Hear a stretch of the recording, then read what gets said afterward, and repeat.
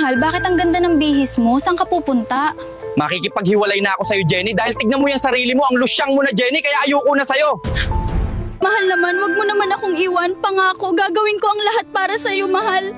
Hindi mo ba narinig ang sinabi ko sa'yo, Jenny? Ayoko na sa'yo dahil lusyang ka na, nakakahiya ka, at wag mo na akong kakausapin.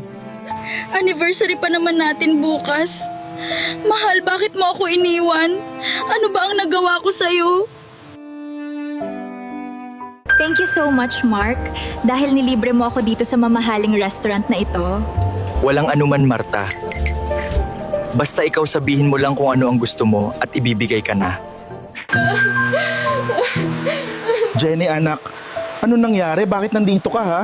Sinaktan ka ba ni Mark, ha? Opo. Nakipaghiwalay na sa akin si Mark pa dahil lusyang na daw ako at umalis na siya sa bahay pa. Maraming salamat sa paghatid, Mark, at maraming salamat sa palibre mo. Marta, baka pwedeng pa isa naman, no? Masyado kang mabilis, Mark. Sige na, aalis na ako. Kailangan ko nang pumasok ng bahay. Ang hina talaga ng utak mo, Mark. Hindi mo alam na pera lang ang habol ko sa'yo. Anak, kumain ka na. Sige na, hayaan mo na yun si Mark. Hindi mo deserve ang ganun tao, anak. At naiintindihan kita. Paano bang mali sa akin? Bakit ako iniwan ni Mark? Wala naman akong ginagabang masama sa kanya. Bakit niya ako iniwan? Naiintindihan kita. Binigay mo na lahat ng pagmamahal na kaya mong ibigay sa kanya. At ngayon, bigyan mo naman din ng pagmamahal ang sarili mo, Jenny. Siguro naman, mahal, kapag na-transfer ko na lahat sa'yo ng mga ari-arian ko, ay papakasalan mo na ako. Oo naman, at gusto ko ay bukas na bukas ay ikakasal na tayo. Kaya i-ready mo na ang sarili mo, mahal ko. Uto-uto ka talaga, Mark. At ngayong nasa akin na ang ari-arian mo, iiwan na kita.